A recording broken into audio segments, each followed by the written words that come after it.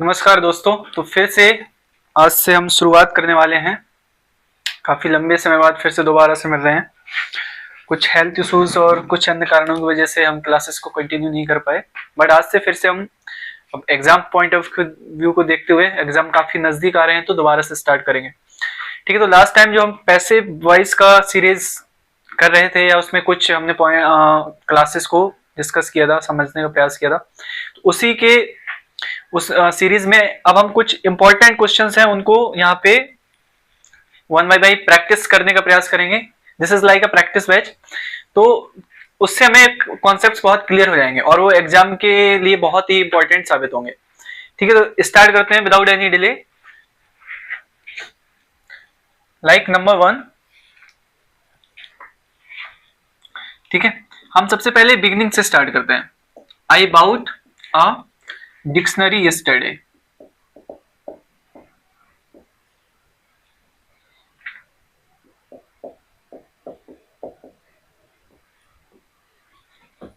ठीक है, सेंटेंस आपके सामने है। तो जैसे कि हमने लास्ट क्लास में डिस्कस किया हुआ था कि अगर हमें पैसिव वॉइस में चेंज करना है तो चार चीजें इंपॉर्टेंट है। और वो कौन सी चार चीजें हैं? पहली चीज तो होती है कि हमें क्या करना है। सबसे पहले हमें माइंड में हमें ये होना चाहिए कि हमें सब्जेक्ट को आइडेंटिफाई करना है और उसके बाद हमें करना है ऑब्जेक्ट को आइडेंटिफाई। ठीक है, तो जो पहला हमारा स्टेप होता है दैट इज कि हमें सब्जेक्ट को आइडेंटिफाई करना है और ऑब्जेक्ट को आइडेंटिफाई करना है। वो कर लिया। अब उसके बाद क्या होता है? उसके बाद हमें टेंस आइडेंटिफाई करना है। ठीक है, तो आप यहाँ पे मान लीजिए मैं यहाँ पे लिख देता हूं शॉर्ट में सो दैट आपके माइंड पे यहाँ पे रहेगा। ठीक है,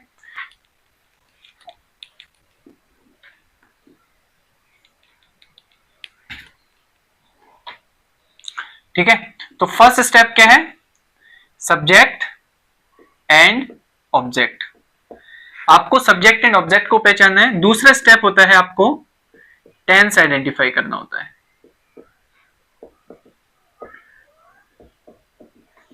ठीक है, टेंस पहचान लिया। तीसरा क्या होता है?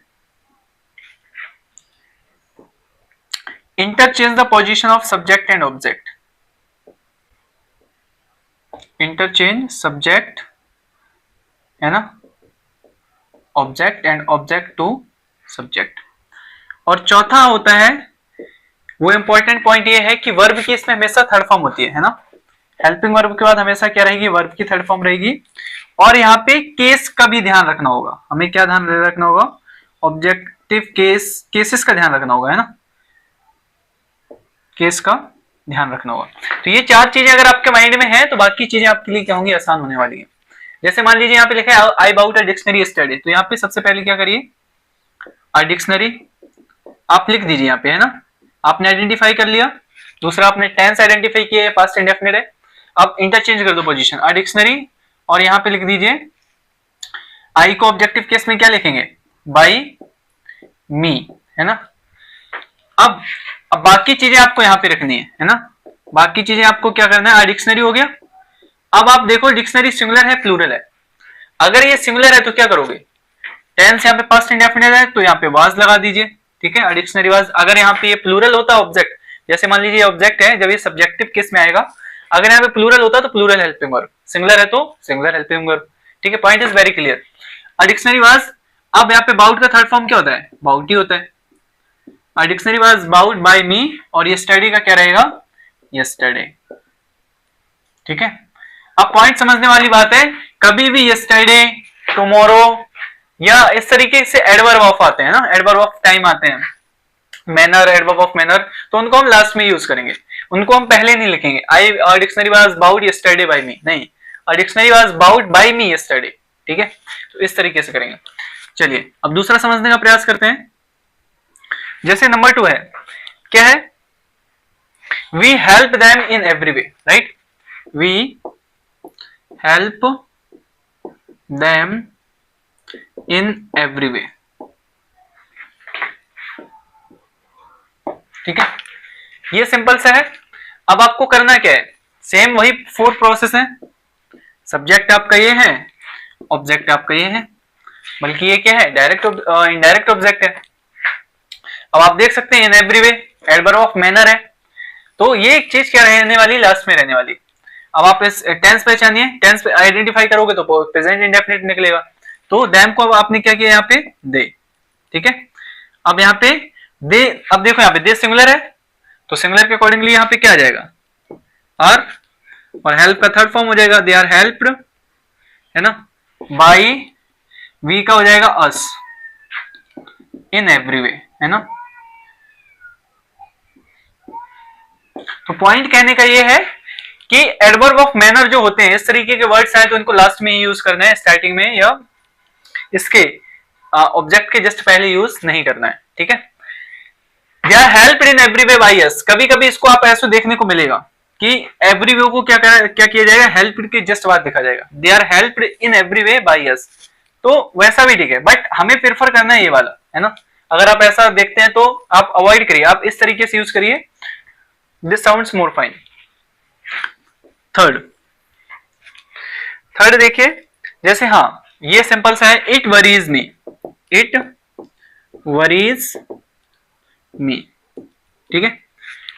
तो कुछ मैंने इंपॉर्टेंट सेंटेंस निकाले हैं जो मैं यहां से आपको यहां से बताता रहूंगा, देख रहा हूं। तो इट वरीज मी, तो यहां पे क्या है, अब आपको इस चीज से क्या पता चलेगा, जैसे ये सब्जेक्ट हो गया, ये ऑब्जेक्ट हो गया, टेंस प्रेजेंट इंडेफिनिट है, इंटरचेंज कर लो, आई के साथ आता है एम, और थर्ड फॉर्म हो जाएगा वरीड, राइट। अब यहां पे बाई इट नहीं होगा, जैसे ये ना, हमने लास्ट क्लास में कई चीजें इसमें डिस्कस किया है कि क्या क्या यूज करते हैं, है ना। जैसे बाई यूज कर, बाई तो इन जनरल हो गया, उसका इन भी यूज करते हैं, कुछ वर्ब्स टू भी लेती हैं, कुछ वर्ब्स विथ लेती हैं, कुछ वर्ब्स, है ना, इस तरीके से ऑफ भी लेते हैं। तो बहुत सारे प्रपोजिशंस हैं, there are certain prepositions which can use in place of by, so we don't have to stick in one only, है ना, one preposition that I have to use only by, no, हमें ऐसे नहीं करना है। हमें कैसे करना है, अब जैसे मान लीजिए बाई लिखा है, तो यहाँ पे बाई का सेंस क्या है, ये वाला गलत है, हमें क्या यूज करना पड़ेगा यहाँ पे, अबाउट, तो ये वाला सेंस यहाँ पे सही है। तो बस इस तरीके से चीजों को हमें कुछ ध्यान रखना है, ठीक है। जैसे आगे देखते हैं, क्या ही ऑलवेज हेल्प्स मी, है ना, the next one is he always helps me.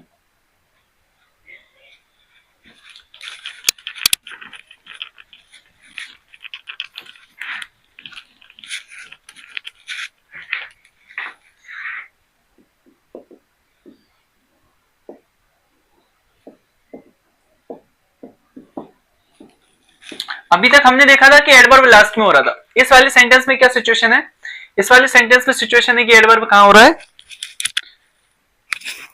पहले यूज हो रहा है, राइट। तो अब देखिए यहाँ पे क्या कैसे सिनेरियो बनेगा, ये है ही, सब्जेक्ट है, हमने ऑब्जेक्ट आइडेंटिफाई किया, इंटरचेंज कर लीजिए, मी का सब्जेक्टिव केस आई हो जाएगा, टेंस क्या है, इंडेफिनिट है, तो यहाँ पे हो जाएगा आई एम, और अब यहाँ पे क्या हो गया, अब जैसे यहाँ पे ऑलवेज हेल्प के पहले है ना, तो आप ऑलवेज को हेल्प के पहले ही रहने दीजिए, क्योंकि there are certain adverbs which always use before the verb, so we don't have to change the position of adverb. हमें क्या नहीं करना है, एडवर्ब की पोजीशन को चेंज नहीं करना है, अगर ये पहले है तो आप इसको पहले ही रहने दीजिए। जैसे यहाँ पे क्या हो जाएगा, आई एम ऑलवेज हेल्प्ड, ठीक है, बाई ही का ऑब्जेक्टिव केस हो जाएगा, ठीक है, पॉइंट क्लियर। नेक्स्ट,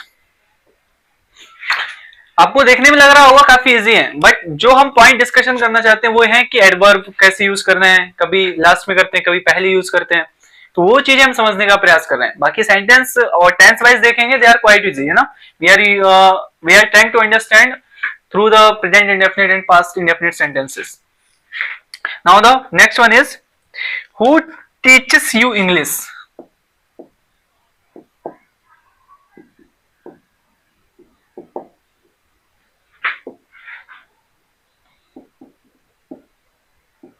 ठीक है, दिस इज द सेंटेंस।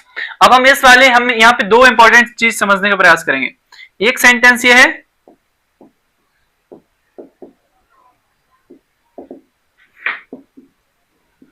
एक सेंटेंस ये है, आप देखेंगे दोनों में ही हु का यूज हो रहा है, बट एक माइन्यूट सा डिफरेंस है। वो डिफरेंस क्या है, हु में यहाँ पे who as a subject use हो रहा है ना, यू यहाँ पे ऑब्जेक्ट की तरह यूज हो रहा है ना, this is object and this is subject.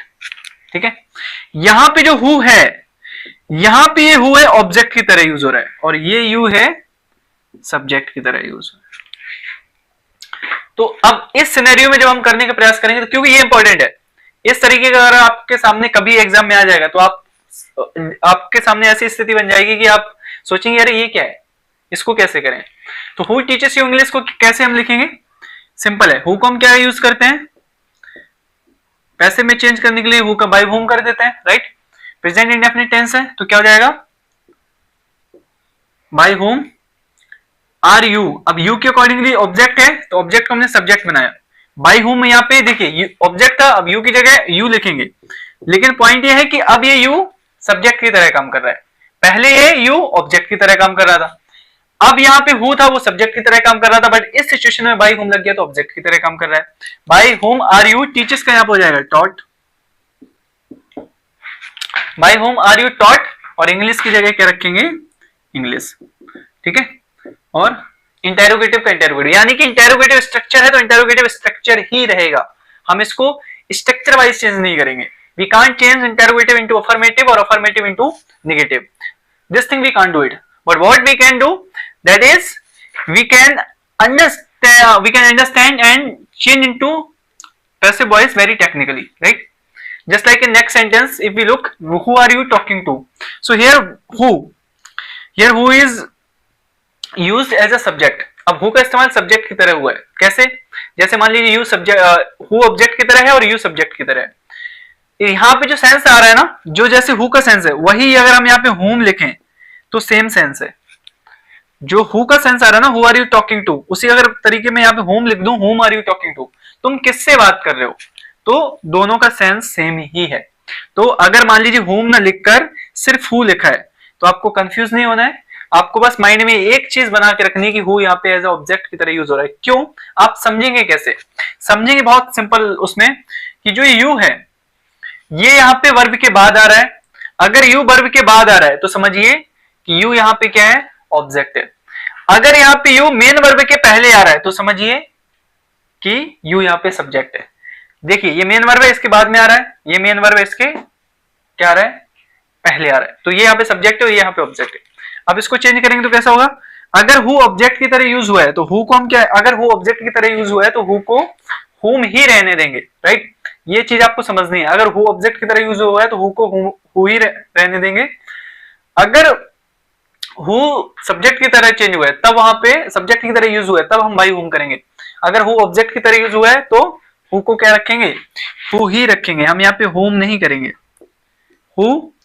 अब who are you talking to है ना, तो यहाँ पे हु के हम हु को सिंगुलर मानेंगे, है ना, हु इज बीइंग, अब क्या आएगा, who is being, who is being, अब टॉक का क्या हो गया, third form talked, who is being talked, अब यहाँ पे टॉक टू है ना, टू इसके साथ लगा है ना, who is being talk to by you.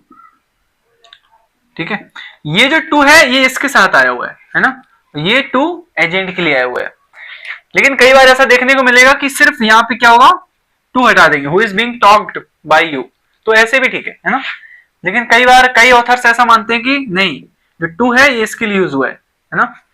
आगे हम एक केस डिस्कस करेंगे जिसमें आपको और क्लैरिटी हो जाएगी कि हाँ ऐसे भी इसको यूज किया जा सकता है या ऐसे इसको चेंज कर सकता है। जैसे मान लीजिए उदाहरण के तौर पे मैंने यहाँ पे एक सेंटेंस लिखा है ना,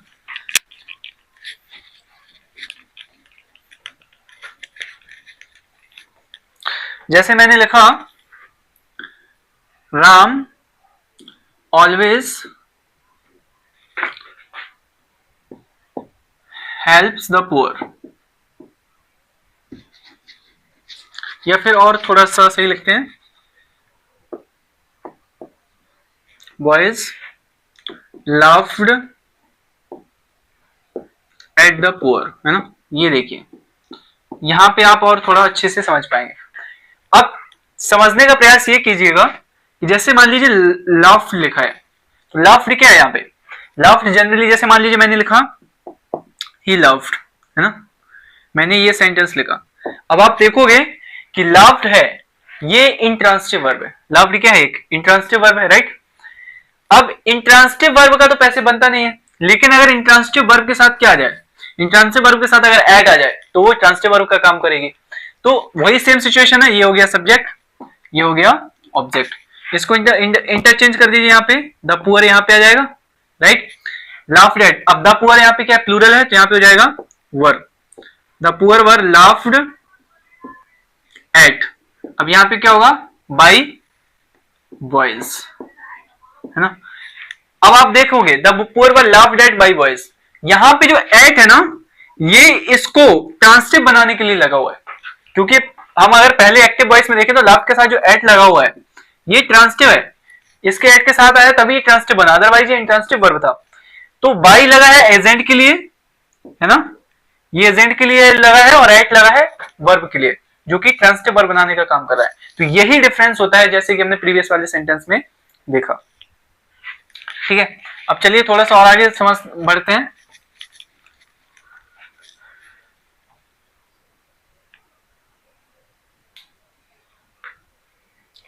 हाँ, जैसे मान लीजिए ये है why does he beat his brother, है ना। ये सिंपल है, बट हम एक बार कॉन्सेप्ट समझ लेते हैं, है ना। कॉन्सेप्ट यही है कि अगर इंटेरोगेटिव स्ट्रक्चर है तो हम उसको इंटेरोगेटिव ही रहने देंगे, हम इसको बिल्कुल चेंज नहीं करेंगे। जैसे वाई है, वाई क्वेश्चन वर्ड ऐसा है जो बिल्कुल चेंज नहीं होता, है ना, वाई की जगह वाई ही रहेगा। तो वाई अब यहाँ पे सब्जेक्ट का काम कर रहा है ही, ऑब्जेक्ट का काम कर रहा है हिज ब्रदर, है ना। Why does he beat his brother, तो यहाँ पे क्या हो जाएगा वाई, अब ब्रदर यहाँ पे आएगा ही की जगह, तो हिज ब्रदर यहाँ पे लिख लो, हिज ब्रदर लिख लिया। अब आप देखो हिज ब्रदर सिंगुलर है प्लूरल है, अगर सिंगुलर है तो सिंगुलर हेल्पिंग वर्ब, प्लूरल है तो प्लूरल हेल्पिंग वर्ब। सिंगुलर है तो डज की जगह प्रेजेंट इंडेफिनिट है तो यहाँ पे इज आ जाएगा, वाई इज हिज ब्रदर। अब बीट की थर्ड फॉर्म बीटेन हो जाएगी, बीटेन बाई ही का ऑब्जेक्टिव केस हो जाएगा हिम। ठीक है, तो इस सेंटेंस का रखने का बस एक ही पर्पस था कि आप ये समझो कि इंटेरोगेटिव स्ट्रक्चर है तो इंटेरोगेटिव ही रहेगा, और जो कुछ जैसे वाई क्वेश्चन वर्ड हो गया, वहन हो गया, वेयर हो गया, ये जो क्वेश्चन वर्ड्स हैं ये क्वेश्चन वर्ड्स चेंज नहीं होते, बस हु है जो कि क्या होता है चेंज होता है, हु हुम इंटरचेंज होते हैं। ठीक है, चलिए नेक्स्ट।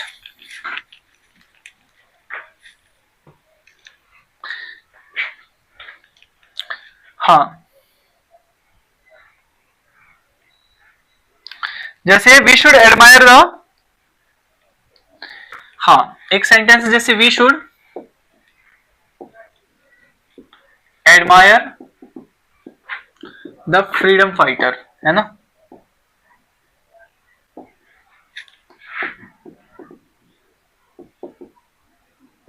सेंटेंस ये है we should admire the freedom fighter.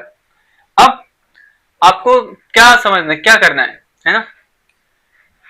हम कहने का मतलब यहाँ पे है कि जब हम इसको चेंज करेंगे, ये दिख रहा है नॉर्मल, लेकिन कभी कभी क्या होता है कि हमें एजेंट लगाने की जरूरत नहीं होती। जैसे द फ्रीडम फाइटर, ये अपने आप में क्या है, पूरा ऑब्जेक्ट है, this is object, this is subject, right.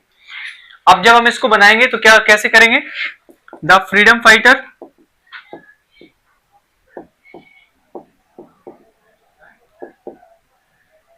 हो गया, चेंज करो, फ्रीडम फाइटर शुड है तो शुड बी एडमायर्ड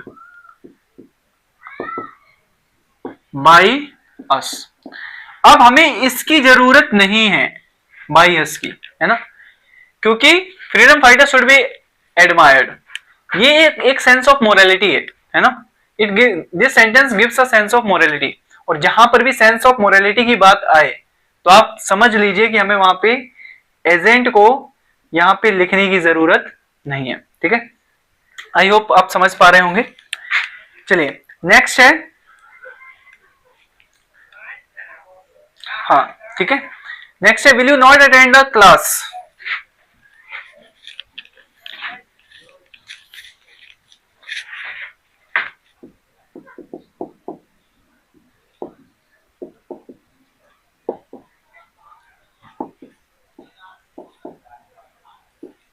ठीक है, will you not attend the class, क्या आप क्लास अटेंड नहीं करेंगे, तो इसको कैसे बनाएंगे।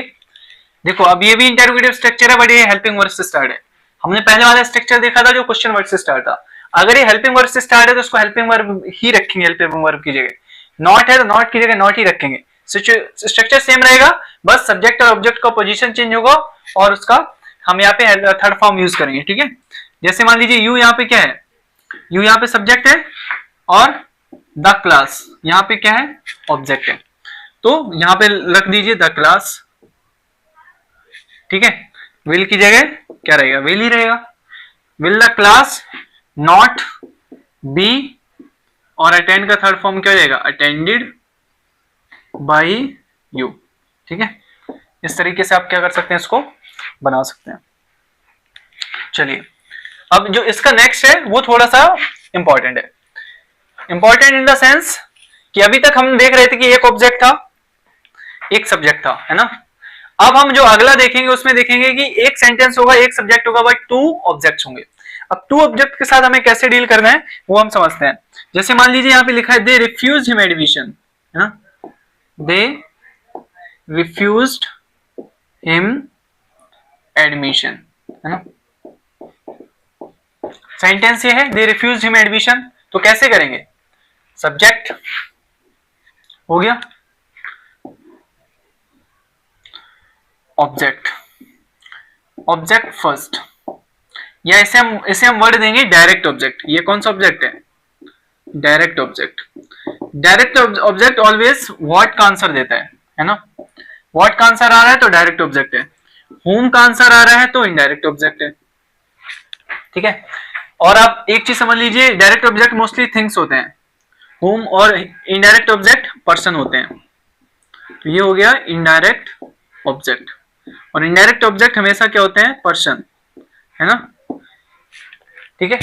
पर्सन हो सकते हैं या लिविंग हम कह सकते हैं, ठीक है। जैसे मान लीजिए, अब इसको कैसे करेंगे, सिंपल है। तो इसको 2 तरीके से कर सकते हैं। पहला हम डायरेक्ट ऑब्जेक्ट से करने का प्रयास करेंगे। तो जैसे मान लीजिए हमने दे की जगह रखा एडमिशन। अब एडमिशन टेंस यहाँ पे पास्ट इंडेफिनिट है, तो एडमिशन सिंगुलर है तो यहाँ पे आ जाएगा वाज। Admission was refused. अब इनडायरेक्ट ऑब्जेक्ट के पहले कई लोग प्रेफर करते हैं कि टू लगाना चाहिए। Admission was refused to him by them.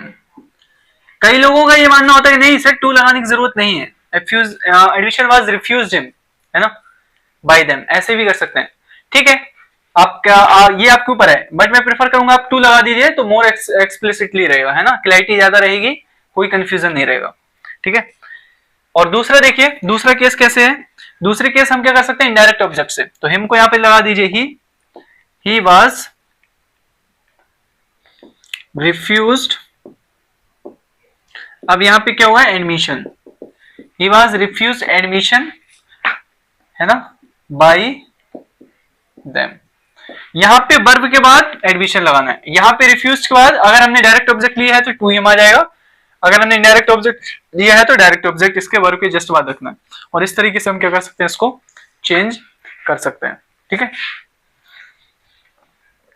एक और लास्ट सेंटेंस, उसके बाद हम लोग कल कंटिन्यू करेंगे, ठीक है। तो आज की क्लास में हम लोगों ने 10 का एक बेसिक सा मोटिव रखा था कि 10 सेंटेंसेस जो कि इंपॉर्टेंट होंगे या उनकी मदद से हम क्या करेंगे, कॉन्सेप्ट समझने का प्रयास करेंगे, ठीक है। जैसे मान लीजिए यहाँ पे लिखा है do this work at once. तो अब ये क्या है, ये सेंटेंस ही अलग है। ये सेंटेंस क्या है, इंपरेटिव सेंटेंस है, ठीक है। डू से स्टार्ट हो रहा है, लास्ट में फुल स्टॉप है, ठीक है, सेंस ऑफ ऑर्डर आ रहा है। तो इस तरीके से अब इसको इसके कई तरीके के इसको पैसे में चेंज करने के लिए कई तरीके हैं। जैसे पहला तरीका क्या है, do this work at once, ठीक है।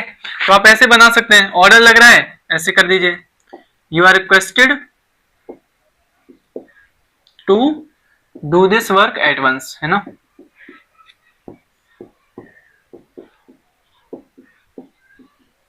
पहला तरीका सबसे आसान, आपको बस रिक्वेस्टेड या ऑर्डर्ड भी कर सकते हैं, है ना।